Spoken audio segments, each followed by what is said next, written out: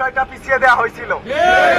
পরবর্তীতে বলা হয়েছিল গণভোট এবং নির্বাচন একসাথে হবে, কিন্তু আমরা দেখতে পাচ্ছি গণভোট হওয়ার পরেও, মানুষ গণভোটে হ্যাঁ এর পক্ষে রায় দেওয়ার পরেও সেটার বাস্তবায়ন হয় না এখনো পর্যন্ত।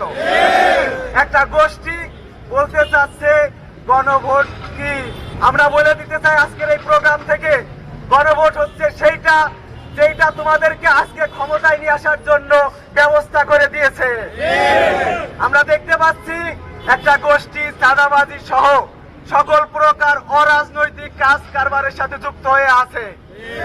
গতকাল রাতে আমাদের ভাইদেরকে তারা হত্যার হুমকি দিয়েছে এবং তারা বিভিন্ন রকম মারপিট করেছে, আপনারা সেটা দেখতে পেয়েছেন। আজকের এই প্রোগ্রাম থেকে তাদেরকে জানিয়ে দিতে চাই, তোমরা সিংহের লেজে হাত দিয়ে সিংহকে জাগিয়ে দিতে চাও না, তাইলে তোমরা ধ্বংস হয়ে যাবে। তোমাদের ধ্বংস আওয়ামী লীগকে যে রকম করে এই দেশ থেকে বিতাড়িত করা হয়েছে, তোমাদের ধ্বংস হবে এর চেয়ে বেশি কঠিন এবং অবাধ্য